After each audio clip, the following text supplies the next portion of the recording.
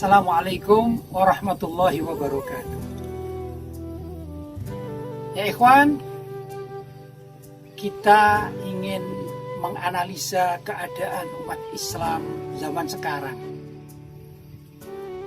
Umat Islam, kita bicara dunia ya, dunia Islam menyeluruh seluruh alam ini ya, atau dunia, bukan sekedar di Indonesia.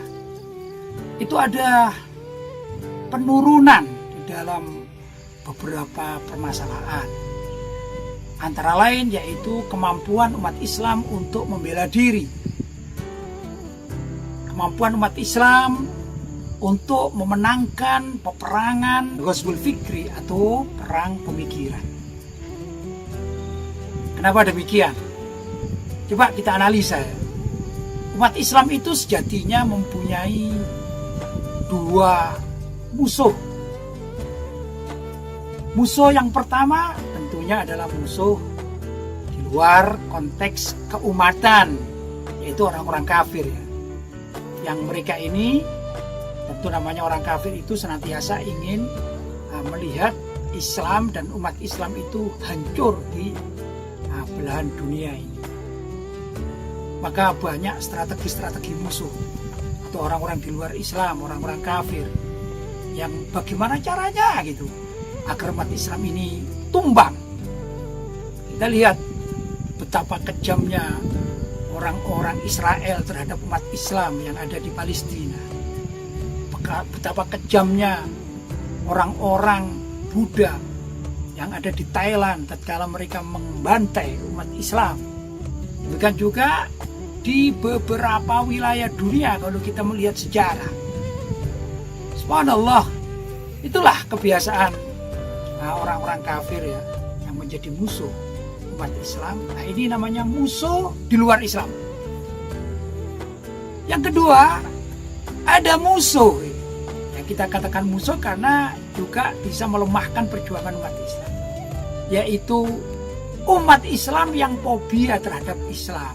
Dia Muslim, dia juga berbaju Islam seperti kita, identitasnya juga Islam, tapi anehnya dia ini anti terhadap hal-hal yang terkait dengan Islam. Belum lagi ditunjang mayoritas umat Islam zaman sekarang ini yang jarang memahami ajaran Islam secara baik dan benar, atau mendetail atau belajar ilmu yang terkait dengan keislaman. Tapi di dunia ini mayoritas Islam itu hanyalah sebagai identitas, atau mungkin yang lebih tren dikatakan Islam KTP. Ini bukan di Indonesia saja, hampir seluruh belahan dunia begitu kondisi umat Islam. Jadi ada musuh-musuh Islam dari orang-orang luar Islam. Juga ada musuh-musuh Islam yang terbangun atas image, yang mereka mengatakan bahwa Islam itu sudah tidak layak lagi, tidak relevan. Kan aneh ini kan. Di sisi lain yang tadi itu, kondisi umat Islam sedang tidak berpihak kepada agama Islam. Maksudnya kondisi umat Islam secara umum ini menjadi orang awam. Ini runyam. Sehingga umat Islam ini kalau ditakut-takuti, misalnya ada tokoh ya yang bicara tentang pentingnya bersyariat. Apalagi kita di Indonesia ini kan sedang gandrung ya dengan istilah pejuang-pejuang kita NKRI bersyariat misalnya. Itu dianggap sesuatu yang menakutkan. Padahal namanya bersyariat itu apa? Bersyariat itu berakhlak yang baik, berfikih yang benar. Kan begitu maksudnya bersyariat. Tapi orang-orang yang melaksanakan syariat ini dianggap momok. Siapa yang menganggap momok? Ya pertama orang di luar Islam, musuh-musuh Islam itu maklum ya. Tapi yang aneh bin ajaib, saya katakan aneh bin ajaib itu, yang mengatakan Islam dengan pelaksanaan syariatnya itu dijadikan momok oleh orang yang beragama Islam. Kan aneh ini.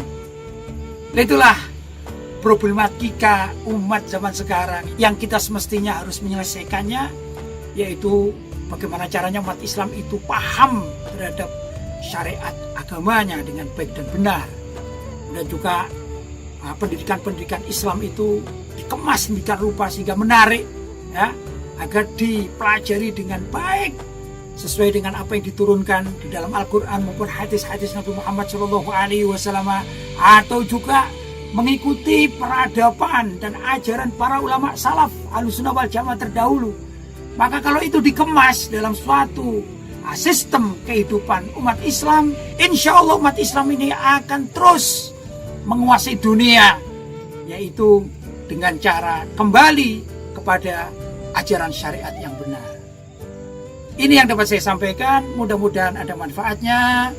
Wassalamualaikum warahmatullahi wabarakatuh.